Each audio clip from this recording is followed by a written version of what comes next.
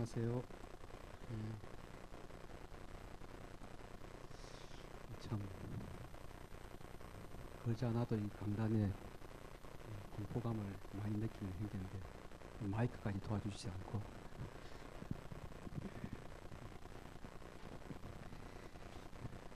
주님의 역사는 온전함에서 일어나는 것이 아니라 불완전한 가운데서도 주님께서 역사하시는 것을 믿음으로.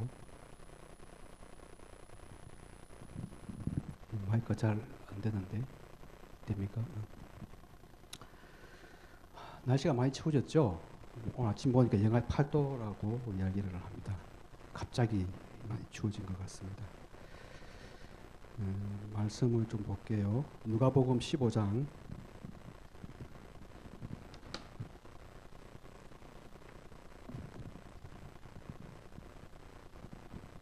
11절부터 32절까지 좀 깁니다만 같이 한번 봉독해 보도록 하겠습니다. 누가복음 15장 11절부터 32절까지.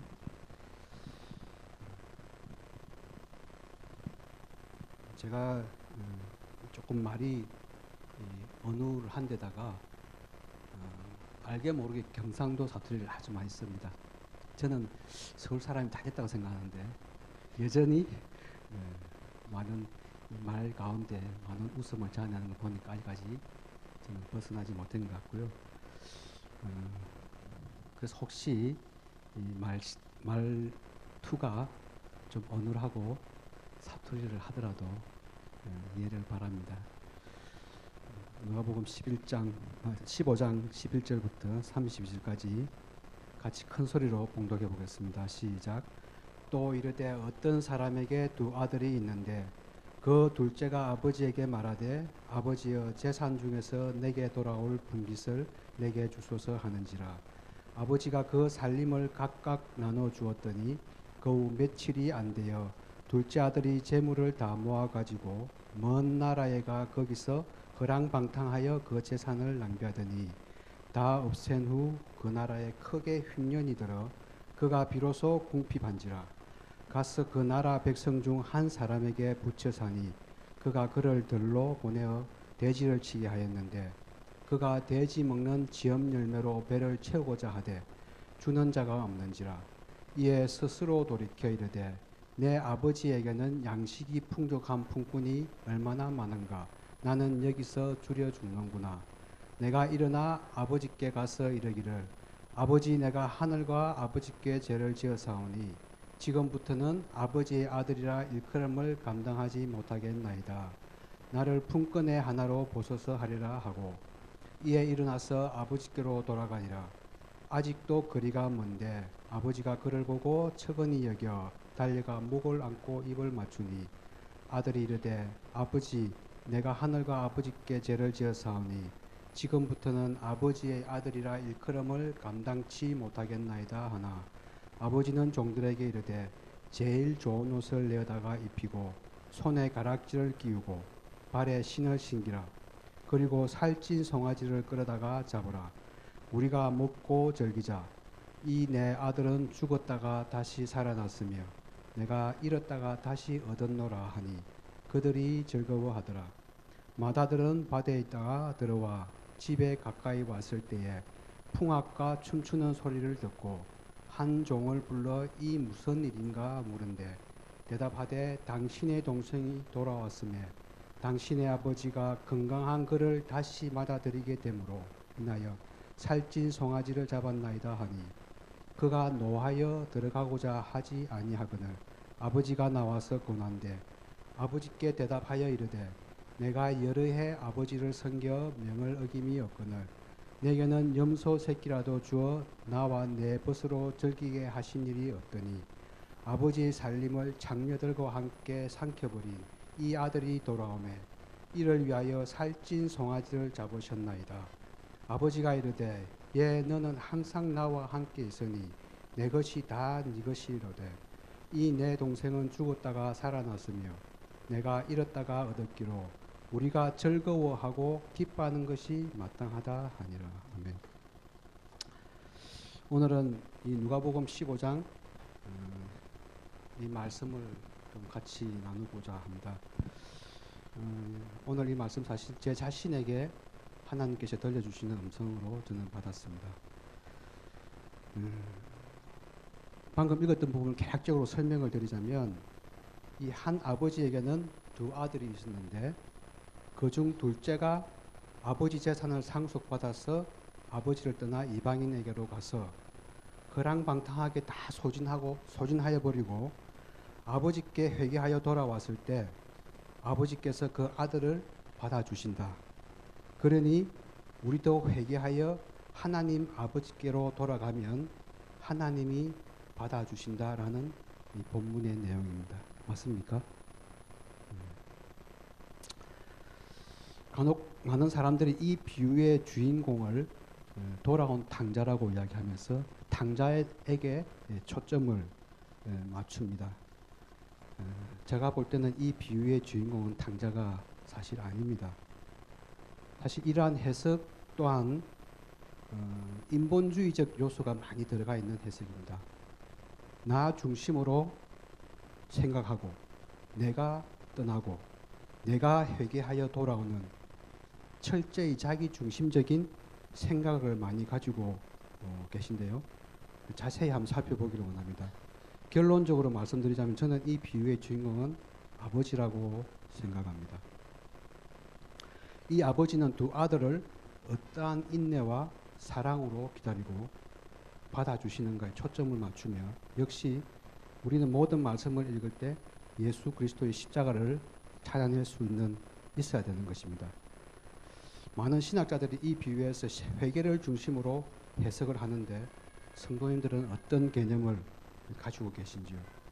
우리는 이 비유에서 어떻게 십자가와 예수를 찾아낼 것인가를 살펴보아야 하는 것입니다. 이 말씀을 살펴보기 전에 먼저 그 시절 고대 중동 지방의 사회적 문화적 정보가 조금 필요합니다. 특히 이때 유대 사회에서는 이 큰 아들이 나머지 두 동생들의 두 배를 상속받는 상속 제도를 가지고 있었다고 합니다. 그래서 동생들은 그 나머지를 가지고 균등하게 분배를 하는 방법으로 아버지 유산을 분배하는 것입니다. 근데 그 부모의 유산은 항상 그 부모가 돌아가셨을 때만 분배가 되었고 혹 부모가 돌아가시지 않았더라 하더라도 그 유산 분배가 이루어졌다고 하더라도 그 부모가 돌아가시기 전까지는 그 재산의 소유권과 처분권은 그 부모에게 있습니다. 그래서 자식은 그 부모가 돌아가셔야 비로소 그 재산에 대한 처분권을 행사할 수 있었습니다. 그 전까지는 부모가 가지고 있었던 것이죠.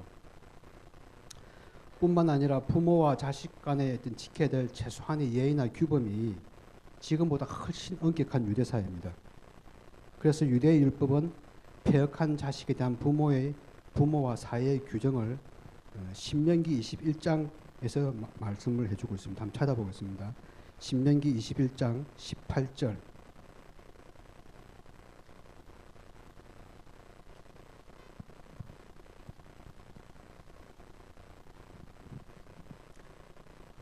구약 294페이지입니다.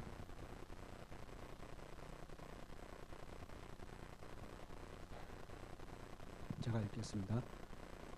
사람에게 완악하고 패역한 아들이 있어 그의 아버지의 말이나 그 어머니의 말을 순종하지 아니하고 부모가 징계하여도 순종하지 아니하거든 그 부모가 그를 끌고 성문에 이르러 그 성읍 장로들에게 나가서 그 성읍 장로들에게 말하기를 우리의 이 자식은 완악하고 패역하여 우리 말을 듣지 아니하고 방탕하며 술에 잠긴 자라 하면 그 성읍의 모든 사람들이 그를 돌로 쳐 죽일지니 이같이 내가 너희 중에서 악을 제하라. 그리하면 온 이스라엘이 듣고 두려워하리라. 이대로 하면 우리 중에 살아남을 자가 몇 분이나 있을까요? 근데 이것이 율법입니다. 율법은 부모를 거역하거나 부모의 마음을 상하게 하는 자는 돌로 쳐서 죽여도 된다고 이야기를 하고 있습니다. 그리고 가부장적인 생활을 하고 있는 이 말씀을 듣고 있는 이 청자들이죠. 이 15장에서 보면 이 바리새인과 서기관들 이 이야기를 들으면서 아마 분노를 이기지 못했을 것입니다. 그렇게 가부장적인 사회 속에서 아버지가 시퍼렇게 살아있는데도 불구하고 감히 유산을 청구하고 더 나아가서 처분권까지 가지고 아버지 몰래 재산을 처분하여 이방 나라로 도망하여 간 둘째 아들입니다. 당시의 사회적 시각은 그 부모가 살아있음에도 불구하고 그 유산을 처분한다는 것은 그 부모가 빨리 죽었으면 하는 마음에서 하는 행동으로 보고 이를 부모를 살인하는 것과 같은 죄로 취급을 했던 것입니다. 그래서 이 둘째 아들은 아버지 재산을 이방 나라에서 그랑방탕하게 다 써버린 후에 유대인들이 가장 혐오하는 짐승인 돼지우리 속의 돼지와 함께 동거인이 되었던 것입니다. 가장 낮은 자리로 떨어졌다는 것이죠. 어찌 보면 그 인생의 파산인 것과 동일합니다. 참 그들이 개취급도 하지 않는 이방인의 종, 그 중에서도 돼지치기가 되어 있는 완전히 파멸에 떨어진 모습입니다. 유대인들은 절대로 돼지를 키우지 않습니다. 이 이야기를 들은 유대인들은 이 둘째 아들을 개보다 못한 자로 여겼으리라 생각이 되어집니다. 지금 주님은 다윗에게 고한 나단의 심정으로 바리새인과 서기관들에게 아니 우리에게 질문을 하고 있습니다. 이 이야기를 들으면서 가장 먼저 생각나는 것이 무엇입니까? 자신이 생각나야 되는 것입니다. 이게 바로 너야 라고 주님은 말씀을 하고 계시는 것입니다. 종들조차도 풍족한 그 아버지를 떠나 자신의 뜻대로 살아보겠다고 제한된 자원으로 자신을 행복하고 안전하게 만들어 보겠다고 하나님을 떠난 아담, 그 속에 들어있는 노아, 모세, 이스라엘, 우리, 내가 떠올라야 하는 것입니다. 이 둘째 아들의 모습은 구원받기 전에 우리 자신의 모습이며 구원받고 난 후에도 여전히 우리 안에 남아있는 성품인 옛사람 육신의 모습인 것입니다.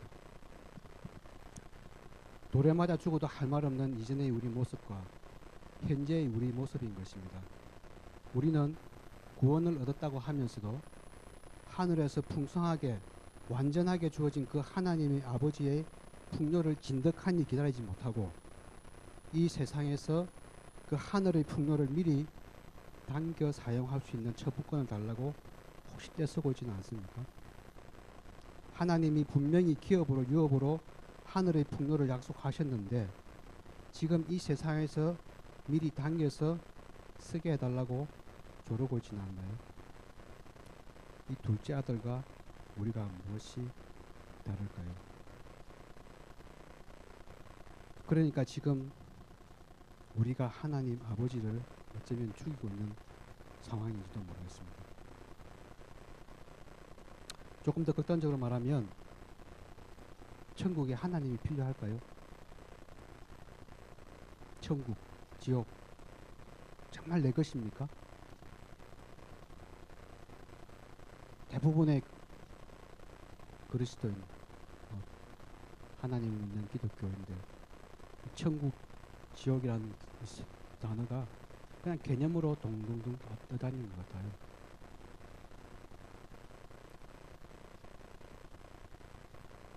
그냥 지옥에 가지 않아서 좋고 그 천국에 가서 행복하게 사니까 좋고 그 하나님에 대해서 알지 못하니까 그 하나님이 꼭 천국에 있어야 될까? 둘째가 이 아버지에게로 어떻게 돌아가는지 한번 살펴봅시다. 17절 본문에는 17절을 한번 보겠습니다. 누가복음 15장 17절. 이에 스스로 돌이켜 이르되 내 아버지에게는 양식이 풍족한 품꾼이 얼마나 많은가. 나는 여기서 줄여주는구나. 여기서 17절에 스스로 돌이키다는 말이 나옵니다. 이 스스로 돌이키다는 이 단어를 보면 우리가 지금 보고 있는 개혁 성경에는 마치 회개의 주도권이 둘째 아들에게 있는 것 같아 보입니다. 그래서 많은 범신론자들이 이 구절을 악용하여 누구든지 회개만 하면 구원을 받을 수 있다고 이야기하고, 오히려 그리스도 예수의 십자가 없이도 회개만 하면 구원을 받을 수 있다고 이야기하는 사람들이 많이 있습니다. 이 단어는 헬라어로 보면 에이스 에오톤 델돈이라는 뜻이에요. 그것을 정확하게 직역을 하자면 자기 자신에게로 왔다, 자기 자신을 되돌아 보았다, 자기 자신을 거울로 비추어 보았다. 즉 자기 자신이 어떤 존재인가, 어떤 상태인가를 비로소 알게 되었다는 뜻입니다. 돼지우리에서 돼지들과 지엄나무 열매 정탄질을 하고 있는 어떤 순간에 그 모습을 거울로 비춰보고 자신이 돼지와 같은 삶을 살고 있다는 사실을 알게 되었다는 그런 뜻입니다. 여러분, 이 이야기에서 이 둘째 아들이 어떻게 깨닫게 되는지 한번 살펴보도록 합시다. 이 둘째 아들이 그렇게 깨닫게 될 때는 누군가의 개입이 있어야 되지 않겠습니까? 우리가 구원받을 때를 한번 생각해 봅시다. 하나님의 자녀들이 자신의 죄악된 모습을 발견하게 되는 유일한 근거는 무엇입니까?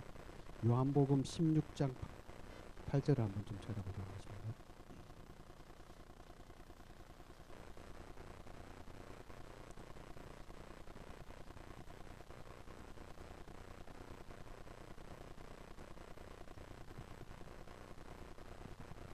정기용 형제님 한번 큰 소리를 한번 좀 읽어주시죠. 요한복음 16장 8절입니다. 8절로 11절까지 좀 읽어주시기 바랍니다.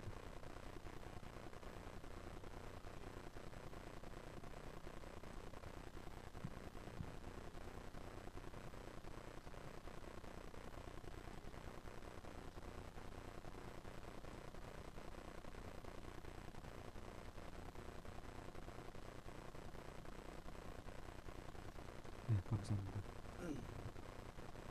여기서 죄에 대하여, 의에 대하여, 심판에 대하여 가르쳐 준다고 하는데 누가 가르쳐 준다는 것입니까?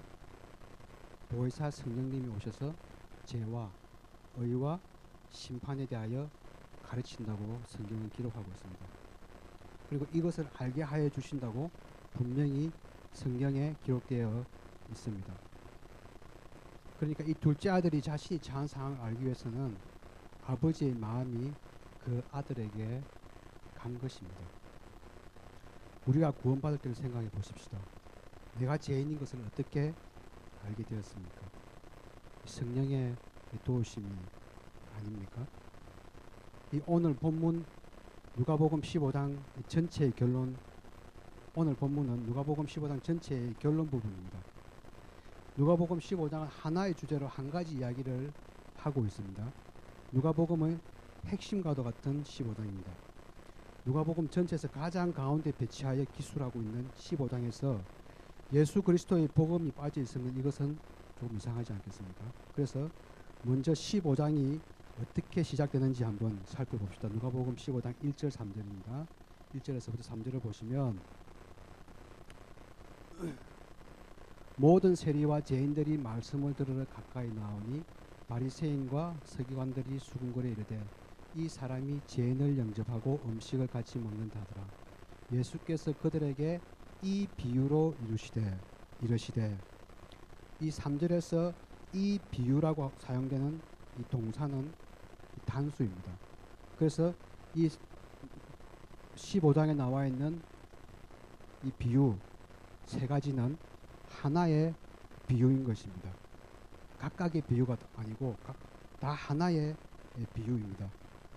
아니 네 가지 비유일 수도 있습니다. 그 부분에 대해서는 다시 조금 살펴보도록 하겠습니다. 이 3절에서 말하는 이 비유는 사실 숫자에 관한 것입니다.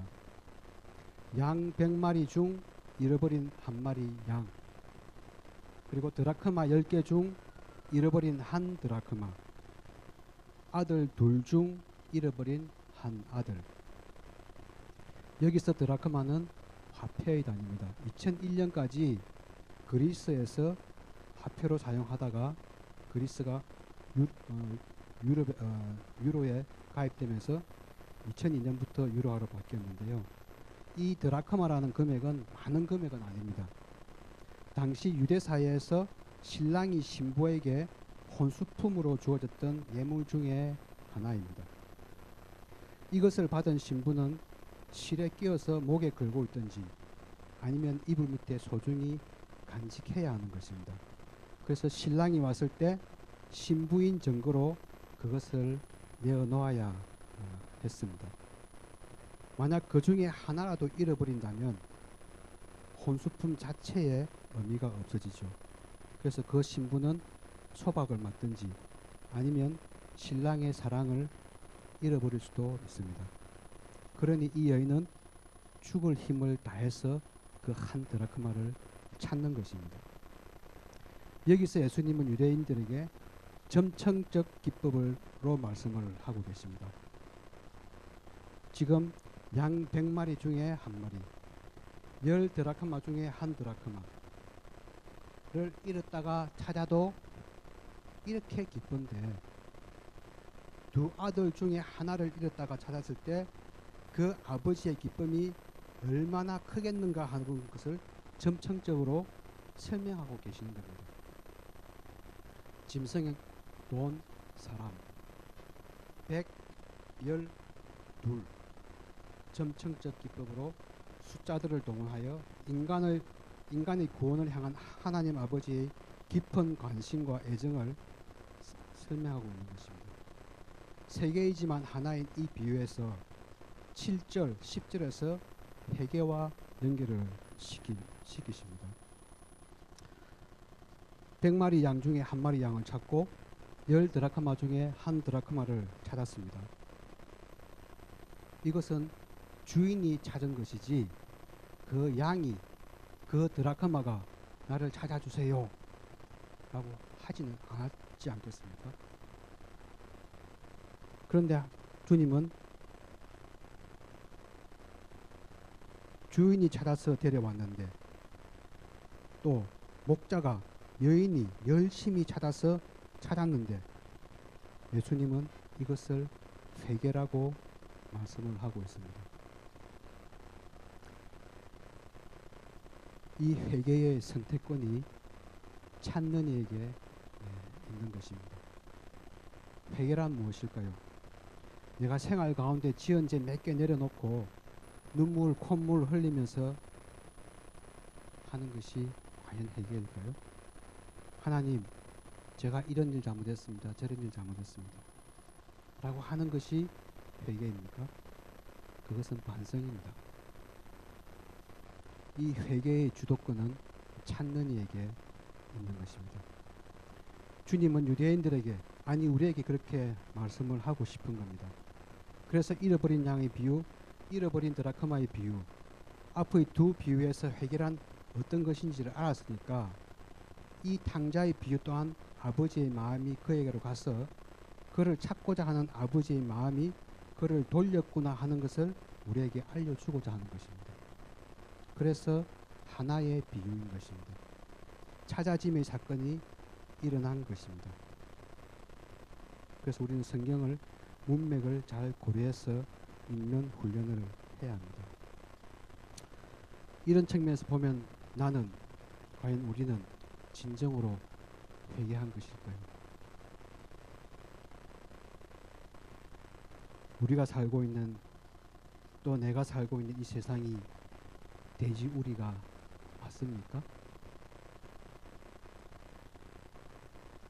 구원받은 우리 눈에 이 세상이 돼지우리에 불과하다고 여겨지십니까? 내가 이 세상에서 추구하는 모든 것은 돼지가 먹는 지엄 열매에 불과하다고 고백하고 하나님께로 돌아오셨습니까? 이것이 진정한 회개인 것입니다. 그래서 이 비유는 아버지의 비유인 것입니다. 그러면 이 비유 속에서 숨겨진 십자가를 우리 한번 찾아보도록 하겠습니다. 이러한 자각을 통해서 둘째는 아버지를 발견하게 된 것입니다.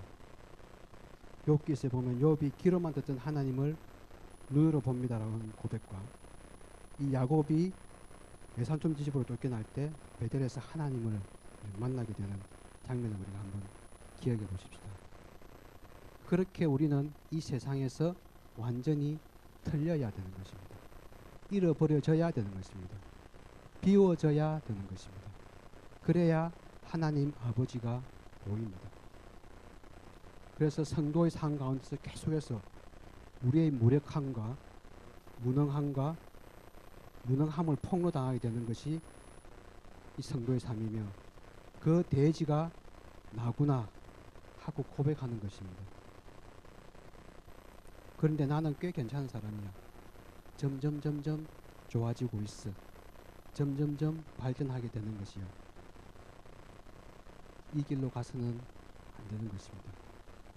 나는 갈수록 왜 이 모양이야? 나는 정말 구제불능이야.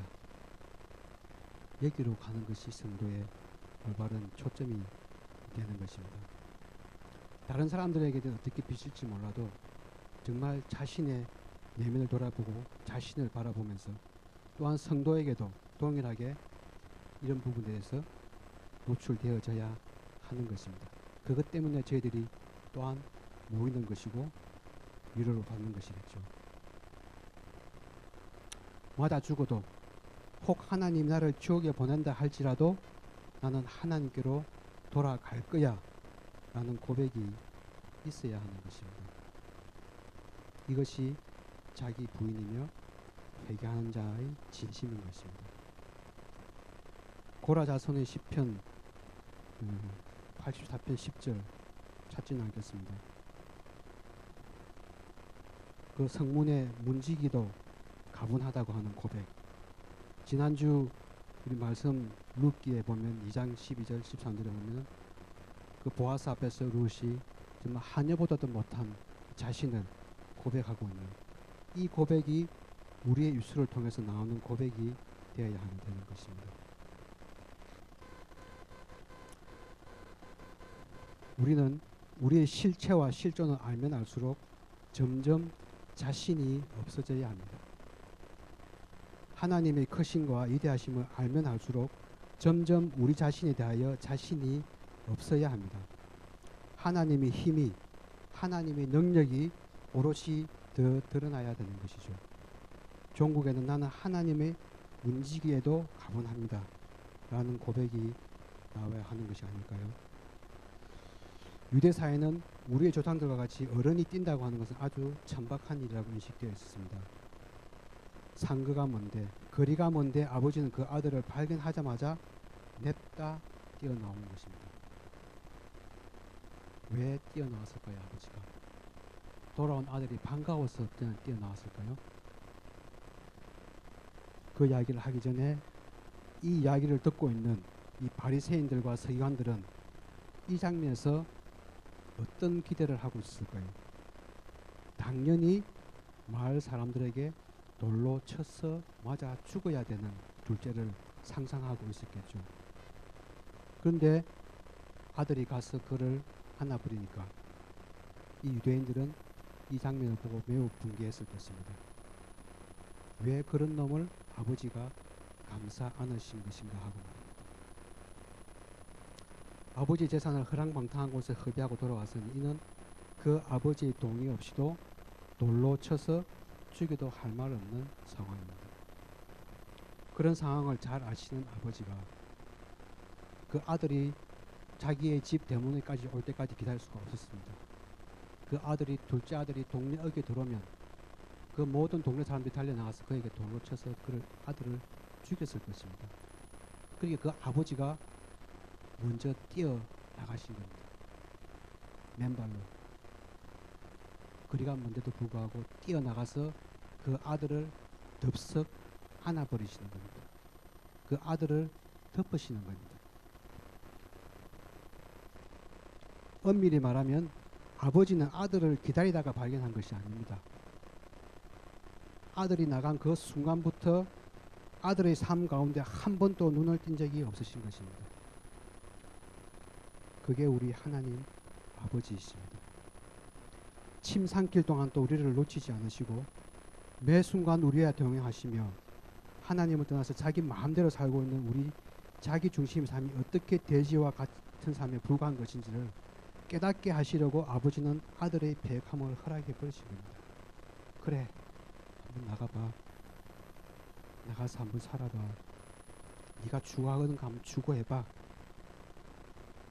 애초부터 이런 상황을 원치 않으셨다면 아버지가 처음부터 돈을 주지도 않았을 것이며, 그리고 매일 문 밖에 서서 기다릴 거면 가서 찾아오시지. 왜 그렇게 찾아오지 않고 문 밖에 서서 기다리고만 있었겠습니까, 아버지가? 그것은 아버지가 보낸 것입니다. 뭘 배우고 오라고. 아버지의 은혜를 떠난 이 자들은 어떻게 살게 되는가를, 그 종국이 어떻게 될 것인가를 배우고 오라고 보낸 것입니다. 그래서 하나님께서 교회를 이 땅, 이 이방 나라에 두신 겁니다. 무엇인가를, 교회야, 너희들이 무엇인가를 배우고 와야 돼. 그런데 우리는 뭘 자꾸 하려고 그러죠. 이 지옥 같은 세상에서 하나님의 존재를 깨닫고 오라고 말합니다. 그래서 성도의 삶은 힘든 것입니다. 성도의 삶 속에 눈물이 있고 고난이 있고 슬픔이 있는 것입니다. 그러나 이것만 있는 것은 아니죠. 우리에게도 미래가 있습니다. 나중에 우리가 하늘나라에 갈 때 하나님이 맨발로 뛰어나오실 것입니다.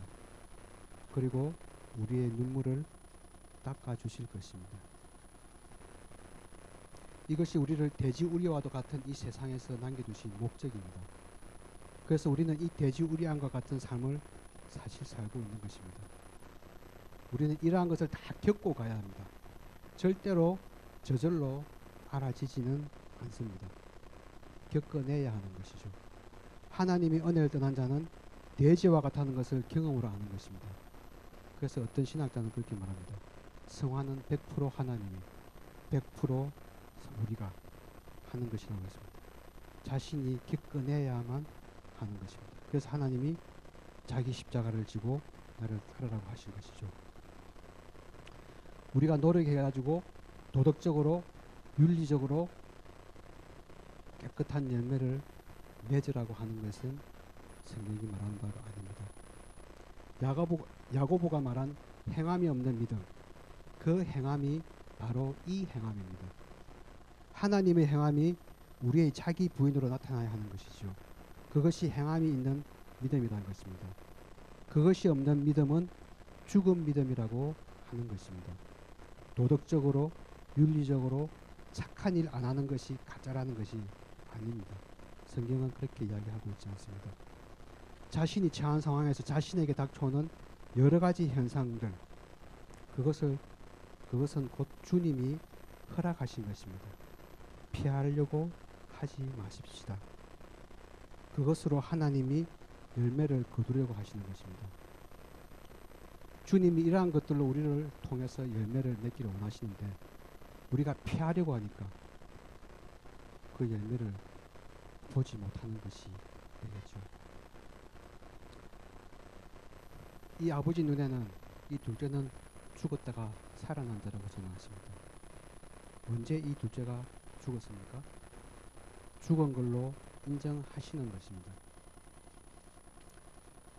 아버지가 온 동네 사람들에게 수모를 받으시고 아들을 은혜로 덮어버리십니다. 아버지가 율법을 어기는, 그리고 율법을 파기하는, 그래서 주변으로부터 수모를 겪는 일입니다. 이것이 하나님의 십자가입니다. 우리 히브리서 12장을 한번 좀 살펴볼까요?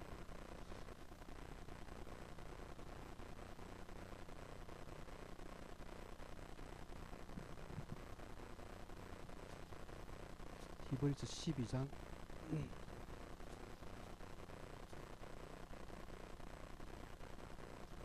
2절입니다.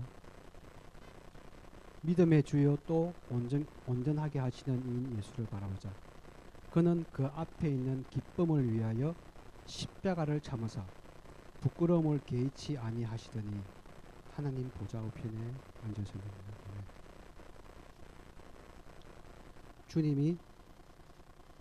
주님의 몸된 교회를 낳기 위해서 그 부끄러움을 다 참으신 겁니다. 주기도문에도 보면 그런 내용이 있죠. 우리가 우리에게 죄 지은 자를 사하여 준 것 같이. 사실 그 자체가 율법을 어기는 거예요. 율법은 죄를 지으면 그 죄를 물어야 되는 것입니다. 아버지가 벌을 받음으로 인해서 아들이 살아난 것입니다. 심판과 정죄를 받으신 것입니다. 십자가로 인한 죄의 채무가 도말된 것입니다. 이렇듯 하나님에 의해서 구원이 시작되고 하나님에 의해서 종결되어집니다. 이러한 것을 비추어 볼 때 회개를 하고 돌아간 아들이 주인공이 아닌 것입니다. 여기서 비유가 끝나는 것이 아닙니다. 제가 서두에 말씀을 드렸듯이 이 비유는 4개라고 이야기를 했습니다. 100에서 하나, 10에서 하나, 2에서 하나, 그리고 그 하나에서 하나. 우리는 간혹 이 큰 아들은 아버지로부터 버림을 받았다고 오해를 하시는 분들이 간혹 있는 것 같습니다. 이 큰아들 역시 패역한 현상을 나타내는 또 다른 하나의 모형인 것입니다. 물론 1차적인 비유를 보면은 바리새인과 서기관들과 유대인을 상징하고는 있습니다만은 이 큰아들은 둘째 아들과 조금 사뭇 달라 보이죠. 둘째가 자기 몫을 다 가지고 나가서 허랑방탕하게 사는 동안에 첫째는 아버지 말에 따라서 아버지 밭에 나가서 열심히 일을 했다고 하며 아버지 말에 순종했다고 합니다. 자기야말로 아버지를 모시고 아버지를 지키면서 살고 있다고 말하고 있습니다. 그런데 일을 하고 돌아와 보니까 집에서 잔치가 벌어지고 있고 종들을 불러서 물어보니까 돌아온 동생을 위해서 아버지가 잔치를 베풀었다. 어떻게 자기에게는 한 번도 베풀어 주지 않던 잔치를 돌에 맞아 죽어도 시원찮은 동생에게 먼저 베풀어 주는 것이죠. 이 큰아들은 아버지에게 노하죠. 28절에서 30절에 노하십니다. 여기서 이 아버지는 큰아들에게도 들어오라고 권하고 있는 모습입니다. 이 아버지는 둘째 아들과 같이 큰아들을 위해서 또 집 밖으로 나와서 큰아들을 초청하고 있습니다. 참 하나님 좀 불쌍해 보이지 않습니까? 그게 우리 하나님 아버지입니다. 그 하나님 아버지의 사랑입니다. 그리고 그 아들에게 잔치에 들어오라고 권하십니다. 28절에 권하다라는 이 헬라어는 파라칼레토스, 보혜사 성령과 어원이 같은 단어입니다. 왜 여기서 예수님은 이런 단어를 사용하셨을까요? 같은 어건인 보혜사 성령, 초청하다, 위로하다 라는 뜻인데 예수님은 이 파라칼레오라는 단어를 사용하면서 아버지가 큰아들을 잔치자리에 초청하시는 장면을 성령의 초청과 위로로 연결을 시키고 있습니다. 그래서 결론도 나지 않은 이 비유를 우리가 섣불리 추론하여 큰아들을 그냥 그렇게 버려져서 그렇고 추측하는 것은 좀 이상하죠. 이 누가복음 15장의 전체 내용의 주제는 잃어버린 것이 돌아온다는 것입니다. 여기서 큰아들만 잃어버리는 것이 아니라 모두가 다 돌아온다는 것입니다. 창세전에 택하여진 자는 하나님께서 어떤 경우라도 그를 찾아서 구원해 내시는 것입니다. 그러니까 돌아온 거여야 맞는 것이죠. 이 비유가 우리에게 결론을 넘겨주고 있는데 우리는 이 전체 문맥 가운데서 하나님이 우리에게 어떤 분이신지를 알려주시는 겁니다. 아버지는 이런 분이시니까 이 또한 아버지가 반드시 완성해 내시겠구나. 왜냐하면 우리 안에도 내 안에도 이 큰아들이 사실 들어있거든요. 만약 이 큰아들이 버려졌으면 우리도 버려졌어야 했습니다. 그래서 이 누가복음 15장의 비유를 저는 4가지로 나누는 것입니다. 사실은 큰아들이 가장 중심이 되는 중요 인물이죠.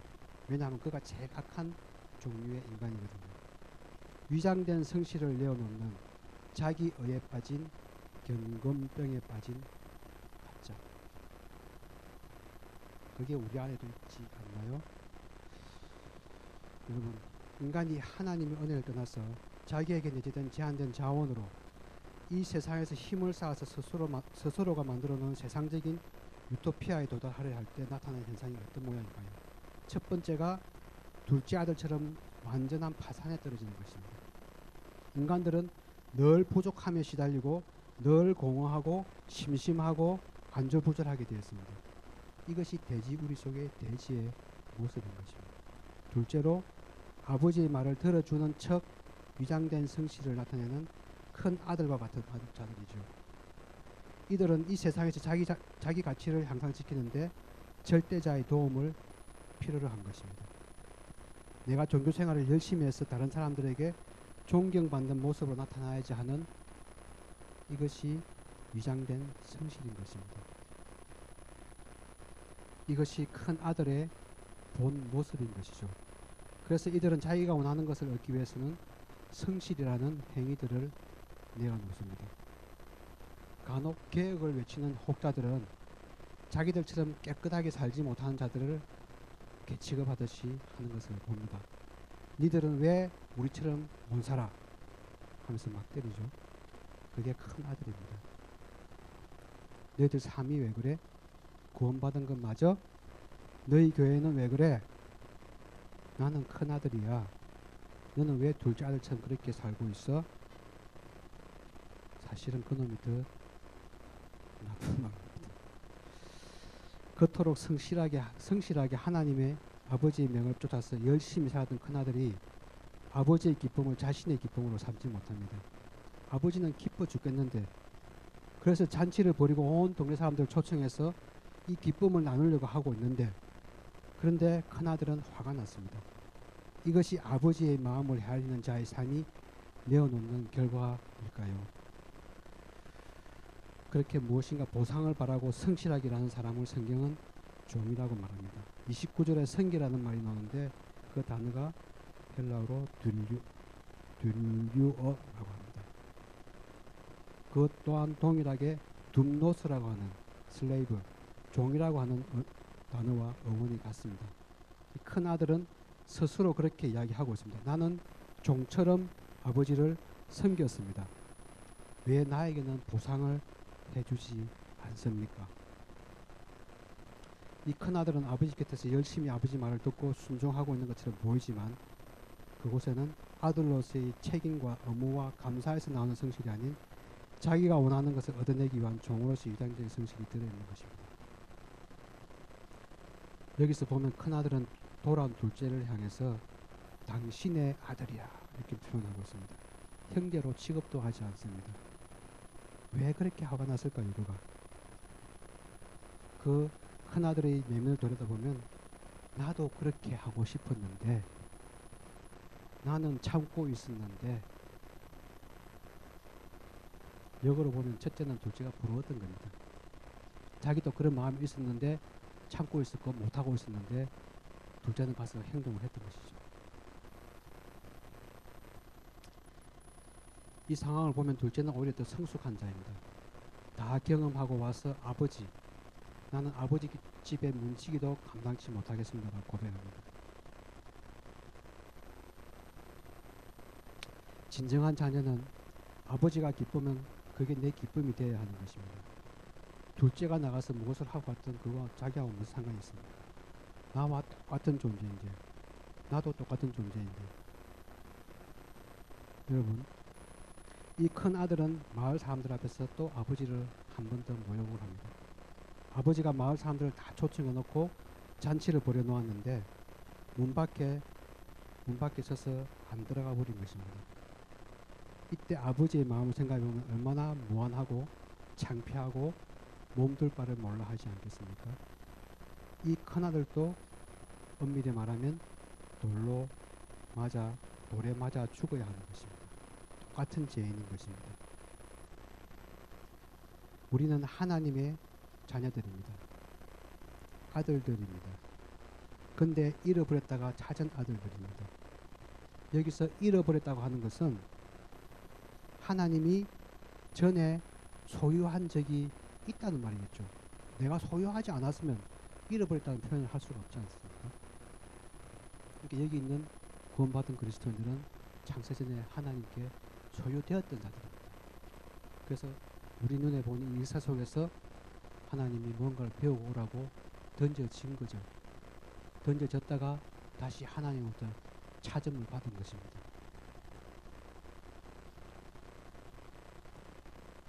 참, 이러한 사실 속에 아버지가 우리에게 무엇인가를 가르쳐 주기 위해서 이 역사 속에서 잠시 잃어버림을 자취하신 것이죠. 참, 이러한 사실을 보면 이러한 사실 속에서 너무 마음이 아파서 성자 예수님과 아버지께서는 하늘나라에서 발 뒤꿈치를 들고 우리를 내려다보면서 잘 배워. 그곳이 돼지우리야. 너희들이 추구하고 먹는 것이 그게 지은 열매야 라고 하시는 겁니다. 그러한 삶을 다 살고 난 이후에 우리 입술을 통해서 아버지 살아보니까 아버지가 최고네요. 저는 아버지 없으면 안 되겠습니다. 라는 고백을 주님이 듣고 싶은 거예요. 그거 듣고 싶은 것이지 우리가 막 뭘 하고 막 이루고 하는 그걸 하나님 기뻐하시지 않는단 말입니다. 성경은 이것을 인생이라고 하는 것입니다.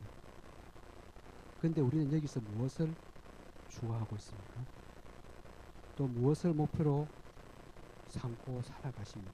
자식, 명예, 부, 또 우리의 미래, 우리의 존재감, 우리의 자존감,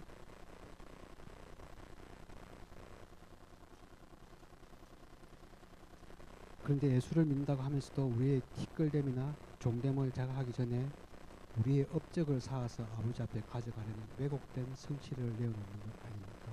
이것을 성경은 자아숭배라고 합니다. 우리 속에서 나오는 성실과 선한 삶이 진짜 하나님의 은혜로부터 나오는 것인지 아니면 경건병에서 나오는 것인지 어떻게 알 수 있을까요? 만약 내가 아무도 모르게 숨어서 어떤 일을 하고 있는데 끝까지 아무도 알아주지 않았을 때 그때 혹시 내 마음에 조금 섭섭한 마음이 듭니까? 그것은 곧 큰아들의 삶입니다.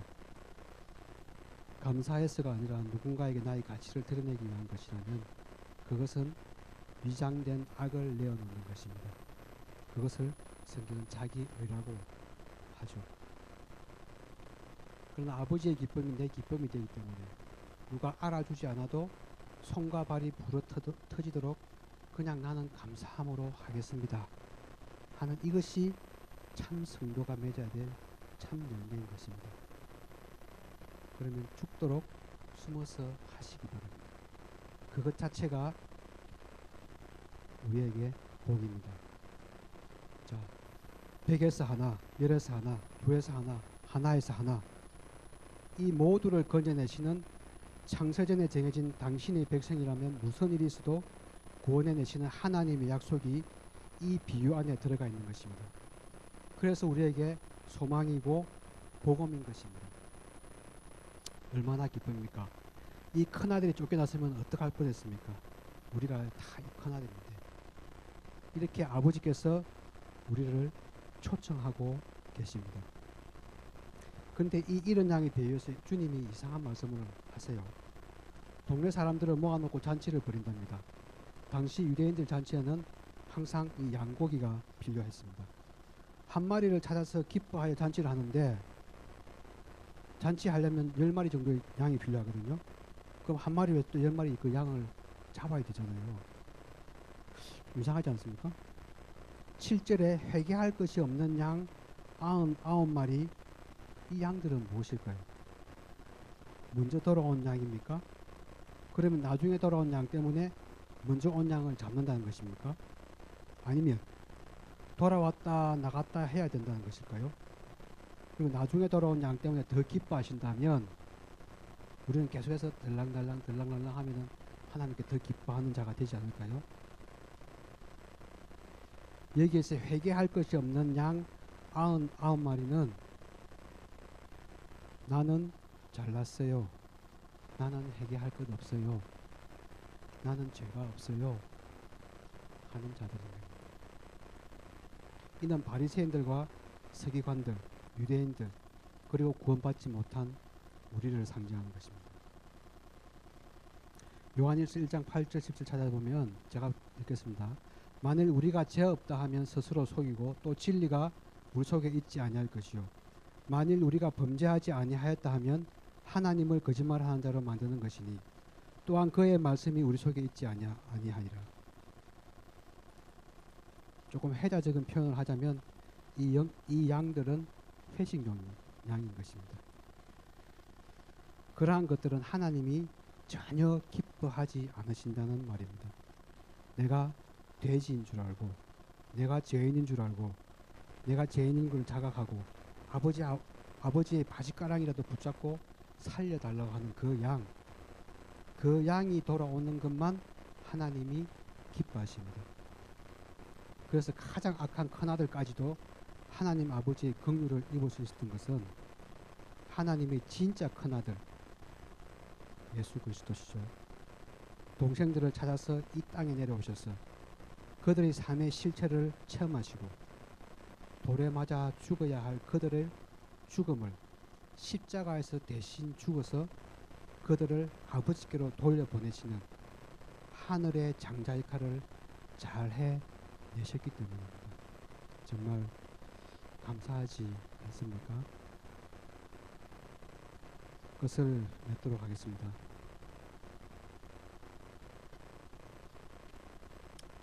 함부로 다른 사람을 우리가 판단하지 맙시다. 또 다른 사람을 정죄하지 맙시다.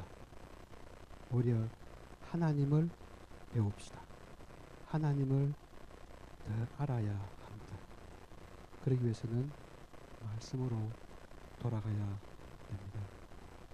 우리가 하나님을 알아야 그 천국에 계신 하나님을 기쁨으로 우리가 받지 않겠습니까? 그러기 위해서 우리가 더 숨으시고 더 아래로 내려가십시다. 찬송가 527장을 함께 찬송하면서 이 말씀을 마무리 지겠습니다. 감사합니다.